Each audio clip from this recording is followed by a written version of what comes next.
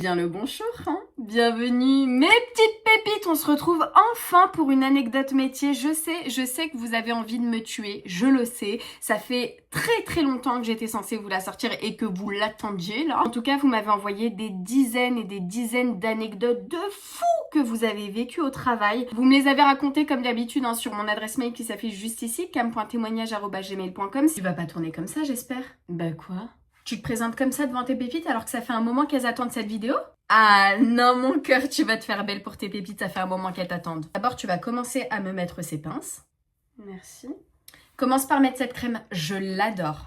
Ah mais oui, je la connais celle-là en plus, je l'aime beaucoup, c'est la crème 9 ingrédients. Comme son nom l'indique, seulement 9 ingrédients à l'intérieur. Elle est minimaliste, sans parfum, elle hydrate et nourrit l'épiderme. En plus, elle est super légère, pas grasse du tout et 99% d'ingrédients d'origine naturelle, elle est ouf. En plus, elle est excellente comme base de maquillage. Tiens, je te laisse mettre le sérum teinté maintenant. C'est sûrement la teinte numéro 3 qui te va.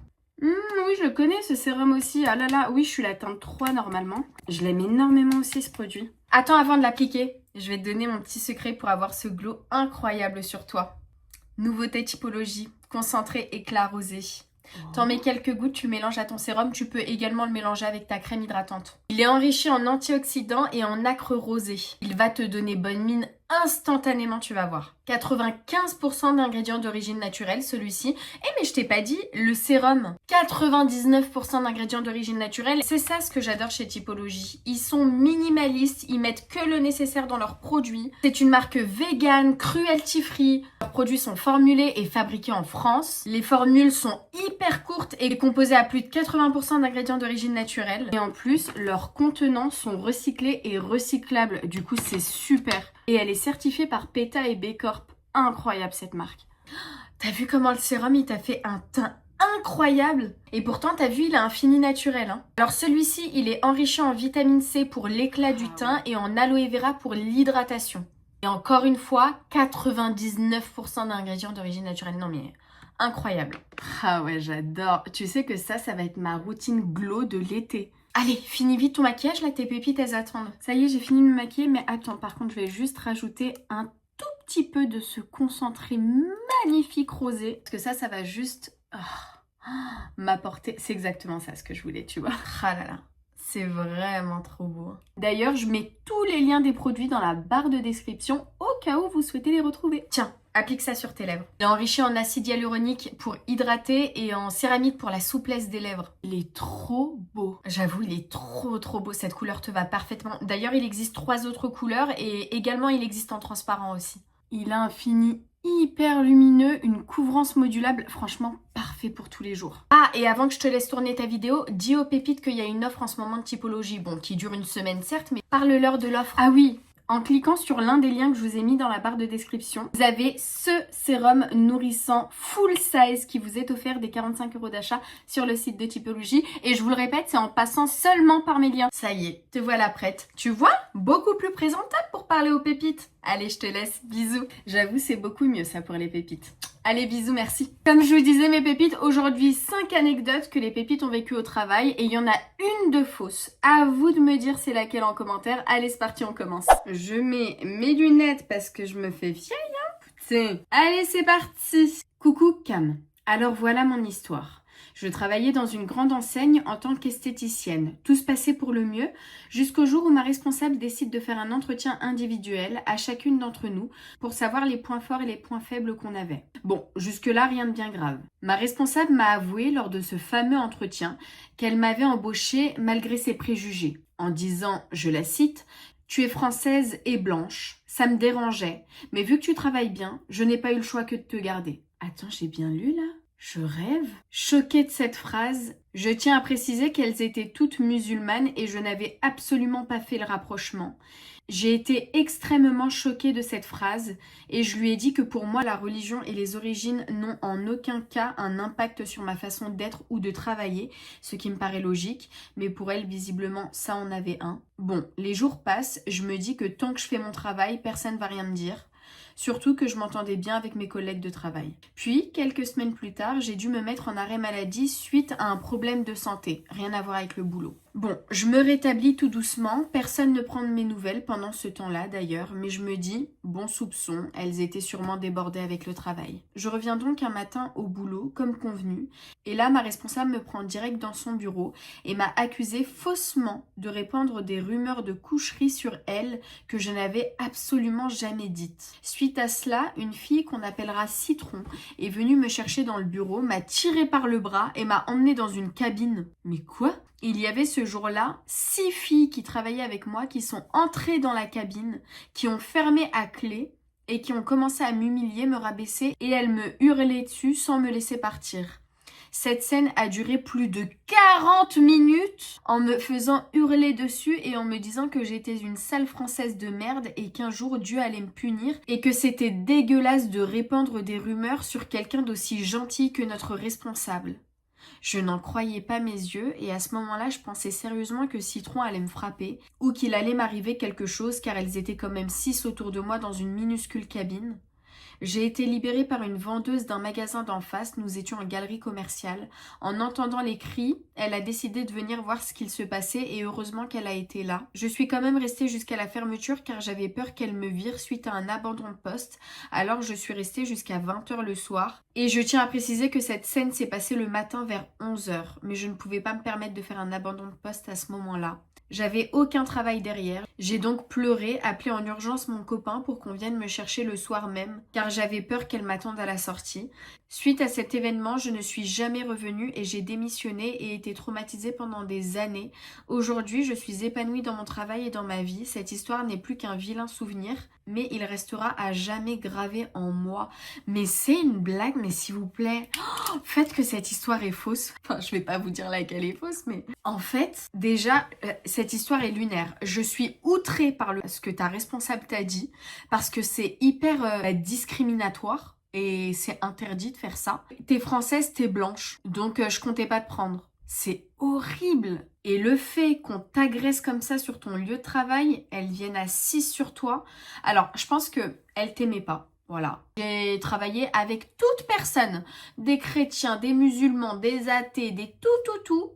Et c'est vrai que c'est la première fois que j'entends qu'elles veulent rester entre musulmanes, quoi. Bon, après, bien sûr, je sais qu'il y a des personnes qui sont très discriminantes, mais à ce point-là, je suis extrêmement choquée. Le fait qu'elle t'agresse, en fait, c'était clairement une agression sur ton lieu de travail.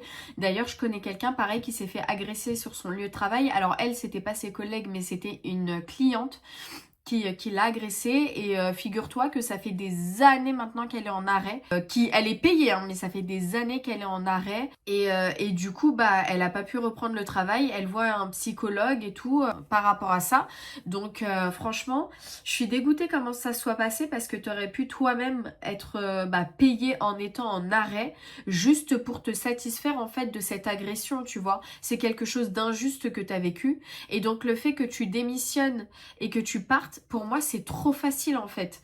Pour moi, t'as rien gagné dans l'histoire. Je suis désolée, ça t'a mis dans la merde, t'avais pas de travail à côté. Donc clairement, moi je t'aurais conseillé de te mettre en agression, arrêt maladie. Tu déclares l'agression, tu vas à la police, tu dis un tel m'ont agressé, tu portes plainte. Et t'en as rien à faire, hein. Elles en ont rien à faire hein, de t'agresser hein, dans la cabine. Alors certes, elles t'ont pas tapé dessus, mais c'est quand même pour moi une agression, je suis désolée. T'es enfermée, alors déjà pendant 40 minutes, on te séquestre dans un petit endroit, elles sont assises en train de te hurler dessus. Moi, clairement, je t'aurais conseillé de porter plainte, de te mettre en arrêt maladie. Après, je sais pas combien de temps, enfin, tu serais resté en arrêt, mais au moins t'aurais eu un psy qui aurait pu t'aider à surmonter ça, parce que clairement, c'est pas possible de faire ça à quelqu'un. Bref, voilà. Petite première anecdote qui nous a un petit peu monté la tension.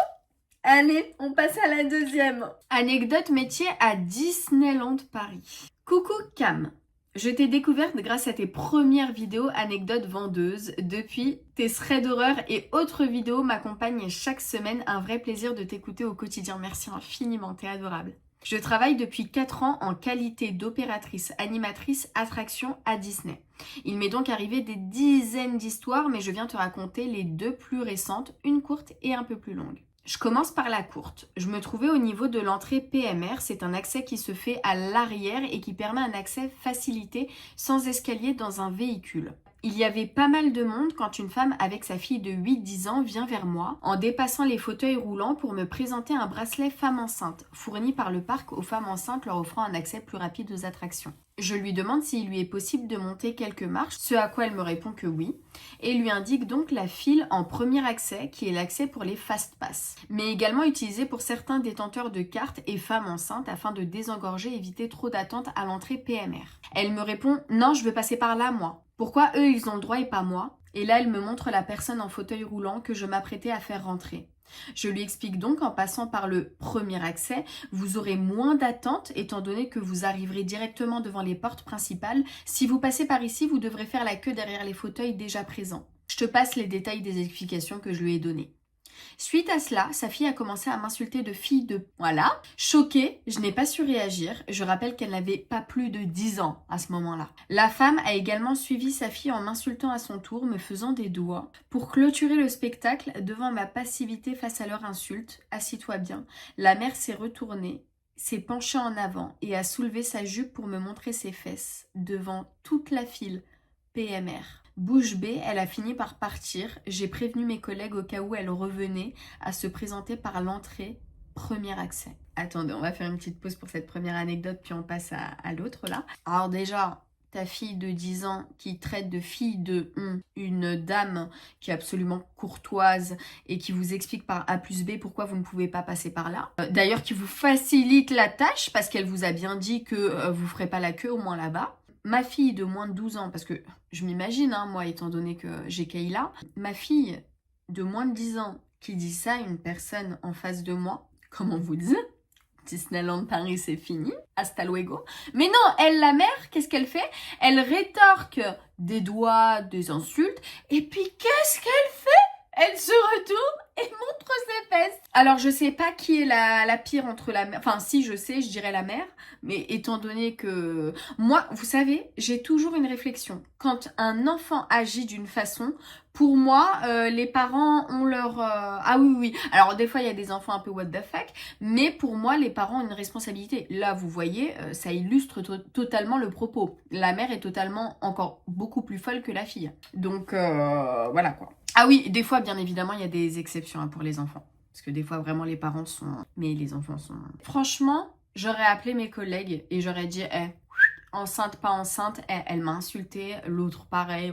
Elle a montré son cul à tout le monde. Non mais n'importe quoi. Allez, virez-la moi, celle-là. N'importe quoi. T'as été vraiment gentil, hein. Bref. Deuxième histoire plus longue. J'étais cette fois au niveau de l'entrée de l'attraction quand une femme arrive avec sa poussette et se dirige vers la file d'attente. Je l'arrête et lui dis « Désolée mais la file n'est pas accessible aux poussettes. Il faudra la laisser à l'extérieur. » Elle râle, elle me dit « Non mais je veux juste voir l'attraction, moi je vais pas la faire. » Je répète que ce n'est pas possible de monter avec la poussette, même si c'est juste pour regarder l'attraction. Déjà, attends, excusez-moi mais... Elle saoule la meuf, elle va pas faire l'attraction, mais elle prend de la place dans la file d'attente pour celles et ceux qui veulent la faire, quoi. En plus avec une poussette, donc elle prend de la place. Donc non, en fait, non, clairement pas. Ou alors tu mets la poussette à l'extérieur, tu prends ton bébé, enfin, les gens quand même. Elle commence donc déjà à monter sur ses grands chevaux et à me tutoyer. J'ai fait une vidéo là-dessus, je sais pas si vous l'avez vu, mais j'ai fait une cliente vendeuse où, alors ça pareil, hein, ça a été très, il y a eu des gens qui ne voient pas le problème du tutoiement.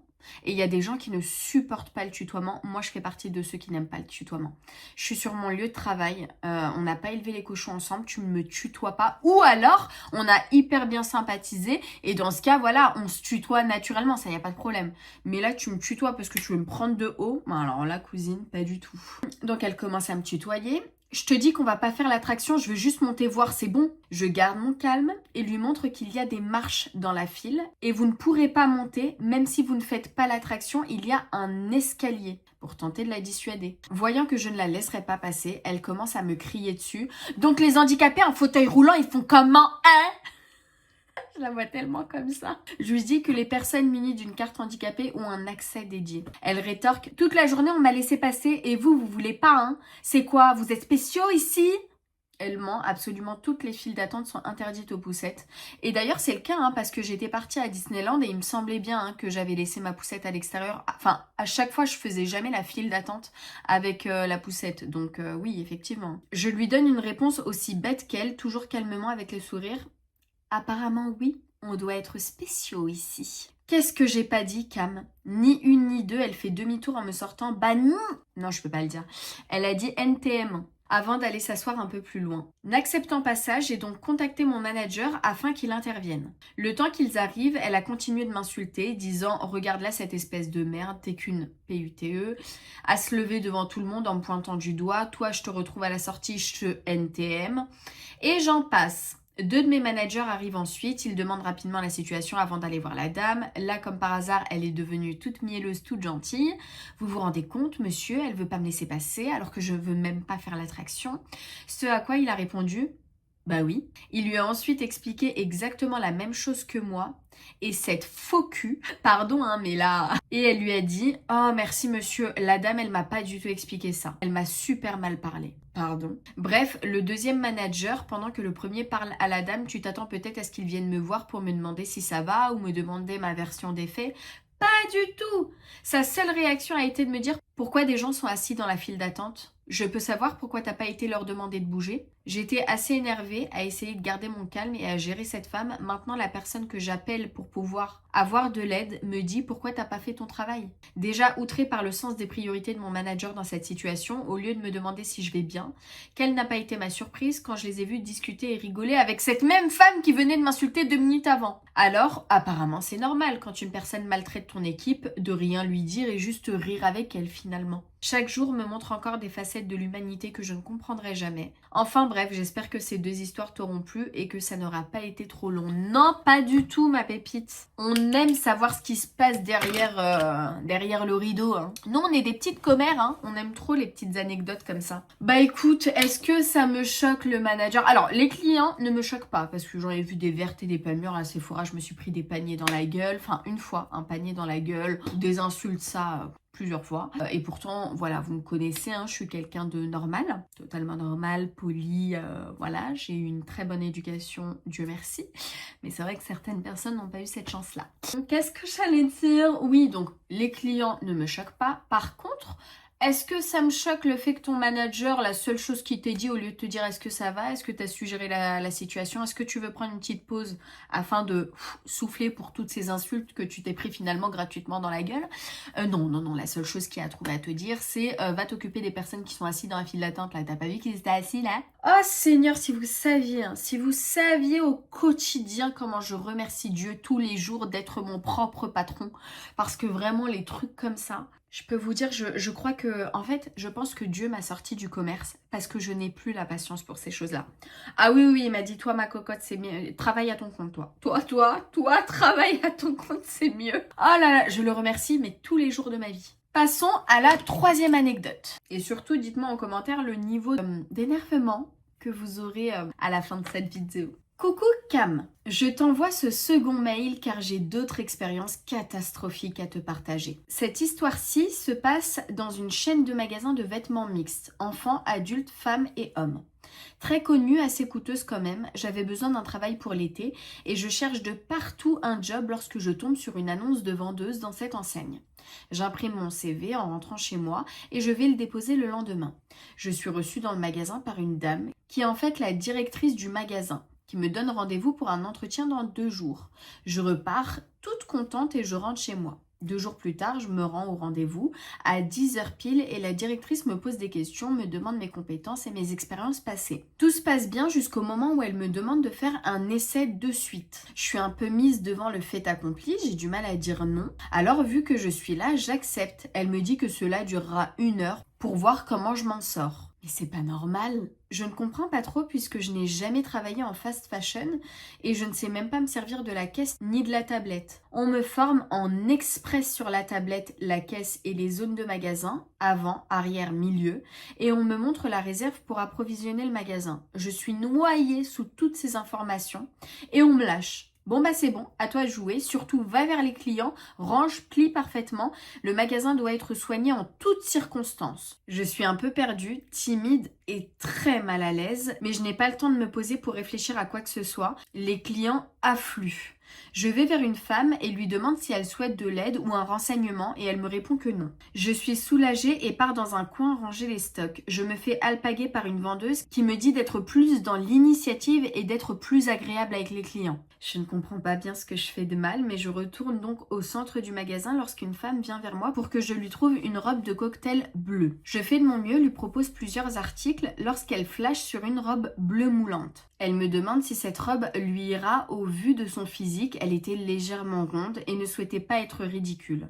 Je réponds que oui, si elle aime le moulant, cette robe lui ira très bien et que cette couleur lui allait bien, ce qui était très sincère. Elle me demande si la robe est dispo dans sa taille, sauf que cette robe n'y est plus. Elle faisait du M et nous n'avions que du XS. Je lui dis de patienter et que je suis à mon premier jour, mais que je vais essayer de trouver cela et que je fais au plus vite. Adorable, elle me répond qu'elle m'attend et que ce n'est pas grave. Je monte comme une flèche dans la réserve et même avant que j'aie pu regarder le stock de cette robe, je me fais réprimander par la même vendeuse qui me dit que cette robe n'existe plus qu'en XS et que cette dame doit l'acheter dans cette taille pour le chiffre du magasin. Je suis perplexe car cette dame m'a demandé du M. Je ne suis personne pour lui donner une autre taille que celle qu'elle m'a demandée. La vendeuse me répète qu'il faut que j'arrive à la convaincre de la prendre dans cette taille et plus vite que ça. Je redescends et explique à la dame que je n'ai plus cette robe dans la taille demandée et que j'en suis désolée. Je n'allais pas lui vendre une robe trop petite dans laquelle elle n'allait sûrement pas rentrer, alors elle repart sans cette robe un peu déçue. À ce moment-là, je commence à avoir envie d'aller aux toilettes, donc je sors mon téléphone de ma poche et je vois 14 heures sur l'écran. J'ai commencé à 10 heures pour 1 heure d'essai, il est maintenant 14 heures passées.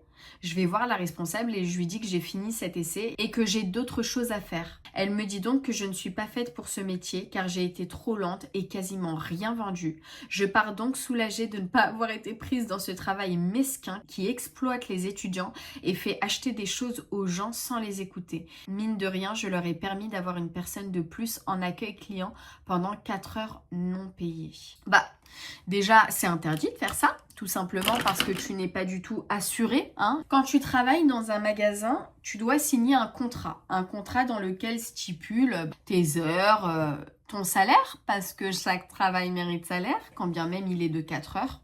Et surtout, tu dois être assuré parce que s'il arrive quoi que ce soit et que l'enseigne n'a pas assuré ses salariés, ça peut être très très embêtant pour eux. Et je suis outrée. D'un côté, je me dis oui, j'y crois parfaitement, c'est très très possible que des gens font ça en fait. Juste comme tu as dit, pour gagner quelques heures de personnes gratuites. Je suis fatiguée de la race humaine finalement. J'aimerais vraiment savoir de quelle enseigne tu parles parce que ça me titille quand même. De là à prendre le risque, en plus elle te dit un essai de 1 heure, elle te laisse 4 heures et puis crois-moi que si elle aurait pu te laisser 2 jours comme ça, elle t'aurait laissé 2 jours. Et l'autre vendeuse qui te dit qu'elle repart avec la robe XS, non mais Cimer, elle fait du M, la dame, elle rentrera jamais dans sa robe. Je sais très bien de quoi je parle. Donc tu vas lui vendre une robe, mais la dame ne pourra même pas rentrer dedans.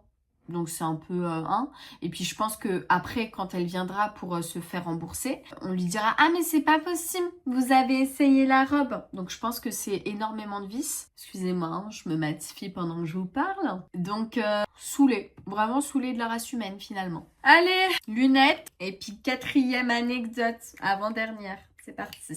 Coucou Cam. Me concernant, je travaillais dans les bureaux d'une entreprise depuis environ 8 mois. Dans l'équipe, il y avait une collègue qu'on va appeler Sandra. Au début, elle paraissait adorable, toujours souriante, serviable. Elle apportait des croissants le matin, demandait comment allait tout le monde, vraiment un amour. Mais très vite, on a remarqué quelque chose de bizarre.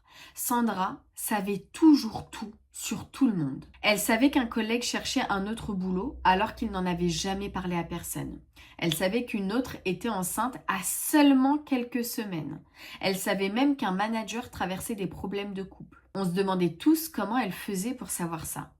Puis, un jour, pendant ma pause déj, je reviens plus tôt au bureau parce que j'avais oublié mon téléphone. Et là, c'est pas je surprends Sandra assise à mon poste informatique. Elle fouillait dans mes mails ouverts sur mon écran. Elle a sursauté en me voyant et m'a dit « Je cherchais juste le numéro du service compta ». Sauf qu'elle était clairement dans ma boîte mail personnelle. J'en parle discrètement à 2 collègues et là, tout sort.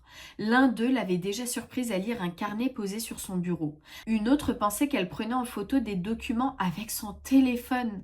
On décide alors de faire attention. Et en quelques jours, on comprend le niveau du problème. Elle regardait les écrans dès que quelqu'un quittait son poste. Elle fouillait les sacs laissés dans l'open space. Elle notait les horaires d'arrivée et de départ de tout le monde. Elle suivait certains collègues sur les réseaux sociaux avec de faux comptes. Le pire, elle rapportait tout à la direction pour se rendre indispensable.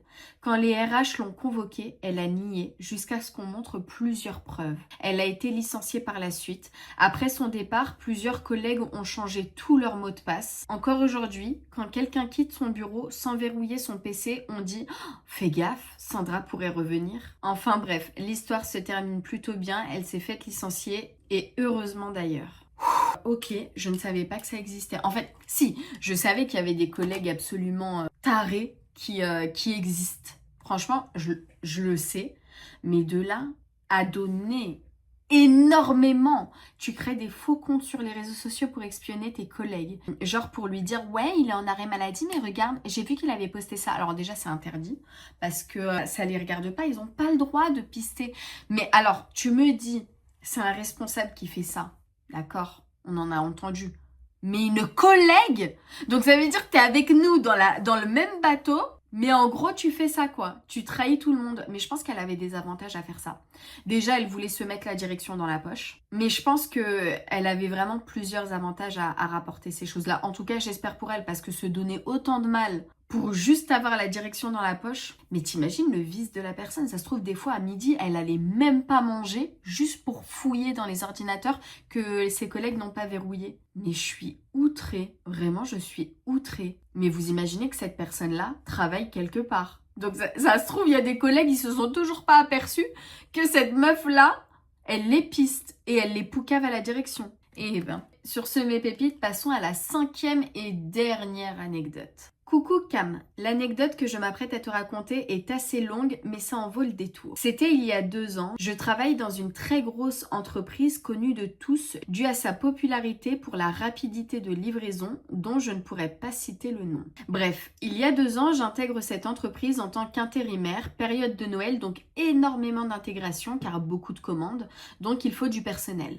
J'ai adoré le métier, les collègues, les chefs hyper compréhensifs, la machine à café gratuite. Oh, gratuite? Mais c'est ça qu'il faut dans tous les travails. Hein. Les pauses avec ambiance pour remotiver le personnel, comme c'était une période qui demandait énormément de travail. Je donnais tout dans ce taf et j'ai réussi à me faire embaucher. J'aimais parler avec les gens de l'entreprise. Elle est vraiment très grande à tel point que parfois on pouvait ne pas croiser une personne pendant 1 semaine alors qu'elle était présente au travail. Mais je croisais toujours des personnes avec qui discuter 5 minutes. Puis vient cet homme. Il me parle de façon très sympathique, se livre assez facilement à moi sur sa vie personnelle, notamment sa vie de couple. Sa femme travaillait également ici et d'après lui, elle était extrêmement jalouse, donc si un jour je la croiserais et qu'il était avec elle, il m'avait demandé de faire semblant de ne pas le connaître. Je respecte donc sa demande que je trouve très bizarre. Chaque fois qu'il me croisait, toujours il avait le sourire aux lèvres, le regard charmeur.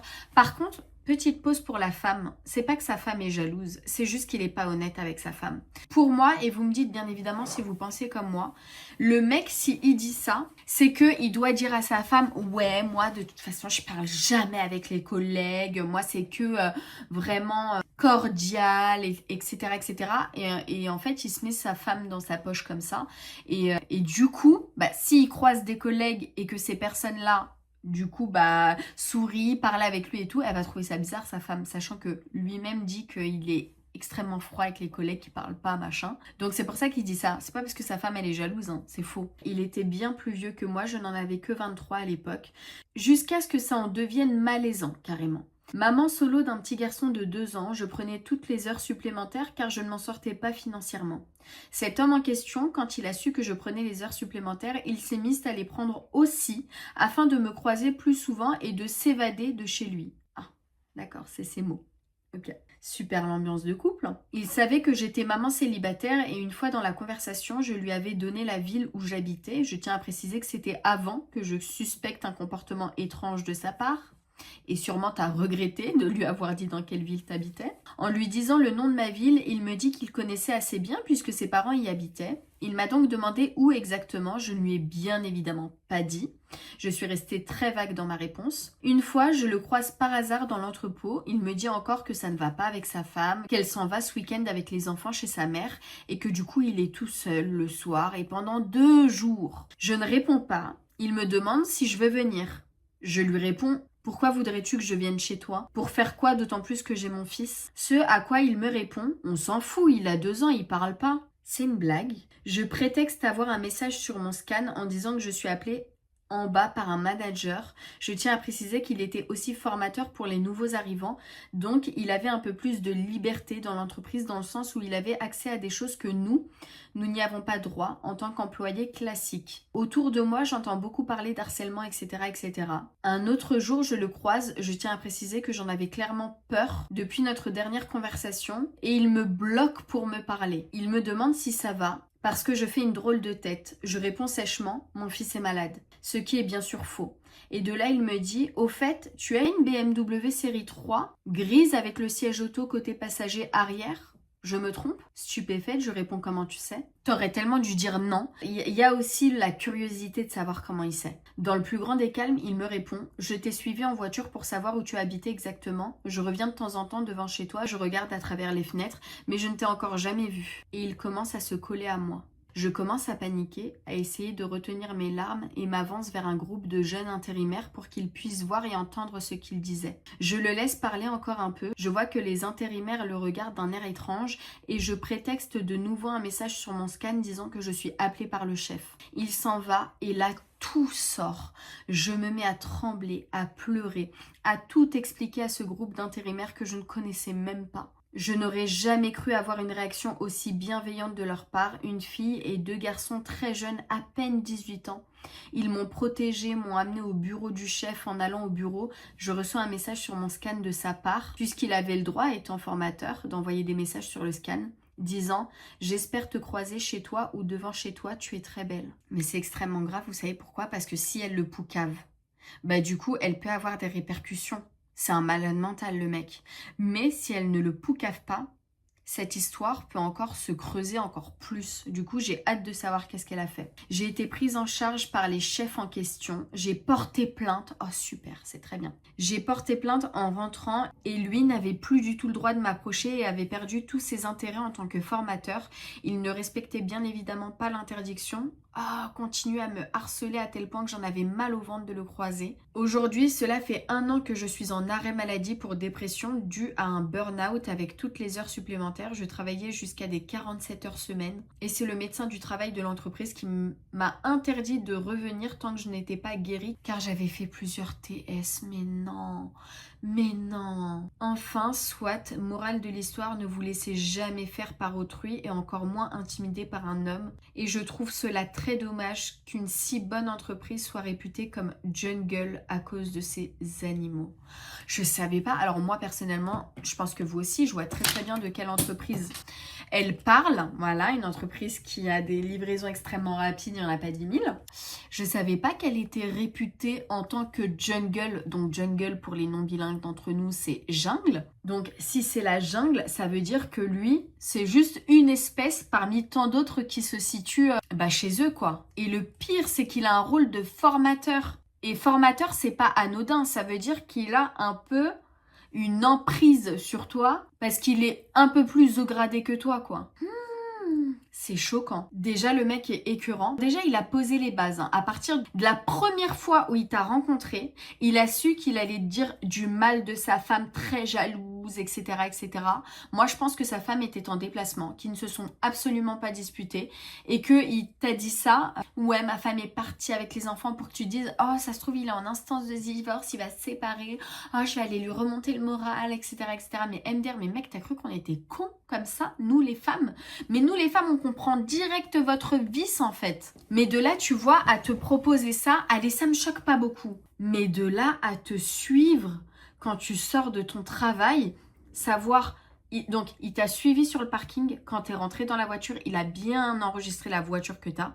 Il t'a suivi tout le chemin pour voir où est-ce que t'habitais. Oh, je suis choquée. Et le mec te dit, au calme, de temps en temps, je viens devant chez toi et je reste à observer pour voir si je te vois passer devant les fenêtres. Mais quel psychopathe! Et le pire, c'est que tu vis ça et que t'es sur ton lieu de travail, il est en face de toi et il se colle à toi. Et le fait que tu dises que c'est la jungle là-bas, ça veut dire que le mec, c'est pas le seul. Et du coup, je pense qu'ils doivent être plusieurs. Et je pense que c'est pas des employés classiques à faire vivre ça aux nouveaux arrivants. C'est waouh, c'est très choquant, vraiment choquant. En tout cas, t'as eu les cojones d'aller porter plainte, je te le dis, parce que sachant qu'un mec t'a suivi, il reste devant chez toi, franchement t'as un fils de 2 ans, ça fait peur. La vérité, ça fait peur, sachant qu'un psychopathe sait exactement où est-ce que t'habites et tout. Alors certes, il a pas le droit de t'approcher, mais ça fait très très peur. Limite, moi, j'aurais très fortement pensé à déménager. J'aurais jamais été tranquille en fait. Waouh! J'espère que cette vidéo vous a plu. J'ai adoré les anecdotes. Encore une fois, il y en a une fausse dans les 5 que je vous ai racontées. Donc n'hésitez pas à me dire en commentaire laquelle vous suspectez d'être fausse. Moi, j'ai adoré les histoires. Hâte de voir lesquels d'entre vous ont le meilleur instinct. Merci encore à Typologie pour ce glow de dingue. N'oubliez pas, vous avez l'offre qui dure que une semaine. Des 45 € d'achat, vous avez ce full size. Donc c'est un sérum nourrissant qui vous est offert. Donc si vous avez des achats à faire sur Typologie, c'est maintenant. C'est jusqu'à peu près le 24 mai inclus. Je vous mets de toute façon toutes les infos dans la description si ça vous intéresse. Et sur ce, je vous fais des très gros bisous. Si cette vidéo vous a plu, explosez le compteur des likes, faites-le moi savoir en commentaire et si vous savez pas quoi dire, et ben dites-moi l'heure à laquelle vous regardez cette vidéo tout simplement. Prenez soin de vous, je vous embrasse très très fort. Ciao ciao.